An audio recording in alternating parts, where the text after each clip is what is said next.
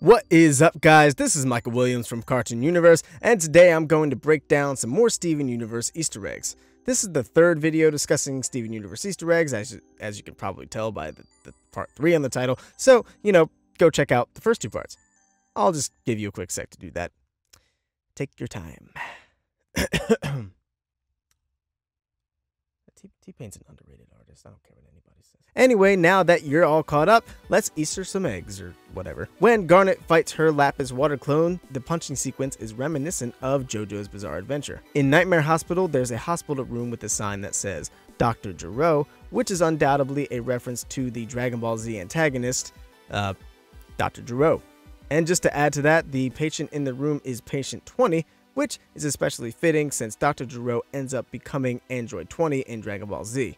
Definitely one of my favorite Easter eggs. In Steven vs. Amethyst, we get a close look at Steven's GameCube controller, which reads Dolphin. This is either a reference to the GameCube's original code name Dolphin, and or the name of the PC GameCube emulator of the same name. In Steven Floats, when Garnet and Steven are playing checkers, just as Garnet is about to make a move, a red exclamation point appears with a quick alarm sound, which is a reference to Metal Gear Solid. Another one of my favorite references is when Steven exclaims that Buck was making Pizza Rain. Buck says, "I only wanted to see you laughing in the Pizza Rain," which is a parody of the late great Prince's iconic Purple Rain. Okay, so now Amethyst's room is full of stuff. We've got what appears to be slimes from Dragon Quest, a copy of the No Homeboys Mystery Train, a Wheel of Fortune wheel, probably stolen from Funland, a question block from Super Mario, a Lloyd from Animal Crossing, a Super Leaf, again from Super Mario, a giant Snorlax plush, and what appears to be Aladdin's magic carpet. There's also a Triceratops fossil, which could be a reference to Animal Crossing and collecting fossils, but I'm not sure. Also, when reformed, there's a thing of Lon Lon milk from Legend of Zelda on top of the cabinet.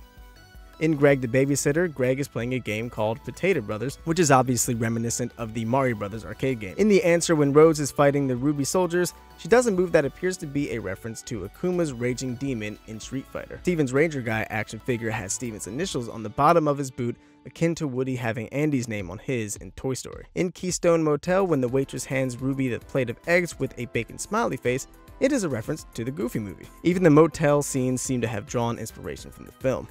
The episode Beach City Drift is alluding to Fast and Furious Tokyo Drift. When Steven says, "You got it, dude," he says it in the manner of Michelle Tanner. Rhymes from Full House. Again, from Greg the Babysitter, Greg yells, "Get me off this crazy thing," which is the famous line from George Jetson. In Gem Hunt, Connie jokingly wonders if the humanoid tracks they were following were from a guy in a monster suit, but follows up with, "That only happens in cartoons, usually over a property dispute." This is a nod to Scooby-Doo, because nothing handles property disputes better than terrorizing civilians. Inside Greg's van in the message, we can see what appears to be a copy of Queen's album, News of the World. Speaking of albums, Greg pulls out an album by Stella, which is a parody of Estelle, who is the voice of Garnet. Garnet even ironically shakes her head in disapproval of the album. In Too Short to Ride, Peridot obtains a tablet from Steven, but she actually has some real-life apps, or at the very least, apps based off real-life apps. They are TubeTube, which is YouTube, The Sims, Neko Atsume, Tumblr, Facebook, Vine, Instagram, and Tinder. Hey, Peridot's getting it in, boy. In Bubbled, Eyeball says, "Fool me once, shame on you. Fool me 4 times, you already fooled me, and you can't fool me again." This is a reference to that one time George W. Bush flubbed the famous saying, "Fool me once, shame on you. Fool me twice, shame on me," and instead said, "Fool me once, shame on you. Fool me can't get fooled again." Now, what about references to Steven Universe and other pieces of media?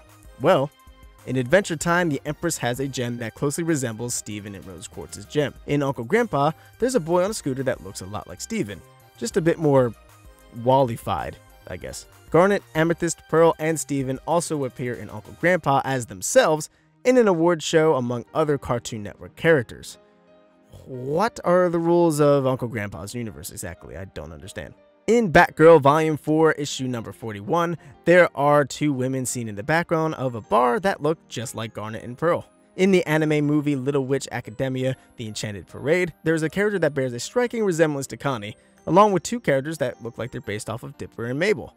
There are also 2 characters that sort of look like Rebecca Sugar and Ian Jones Quartly, but this is a bit of a stretch. In the webcomic XKCD, the gems can be seen on the warp pad along with Darth Vader in the starship, explaining Steven being a half gem. I have no idea what this comic is, but I'm very intrigued. And speaking of things I didn't know were things, there was actually a Steven Universe costume pack in Little Big Planet, featuring Steven, Lion, Garnet, Amethyst, and Pearl. And boy, they do not look okay. Pearl, you alright there? You feeling okay? A little under the weather? But that covers it for part 3 of our little Steven Universe Easter egg hunt. We will be back with a part 4 and beyond if we have enough to go off of. But thank you so much for watching. Be sure to follow us on Twitter and go ahead and follow my Twitter too. I really appreciate that. Also want to give a shout out to our awesome patrons. If you haven't already, check out our Patreon. Consider supporting it. You can get some awesome perks and it really helps out the channel. But anyways guys, I've been Michael Williams. You've been watching Cartoon Universe and we will see you in the next video. Peace.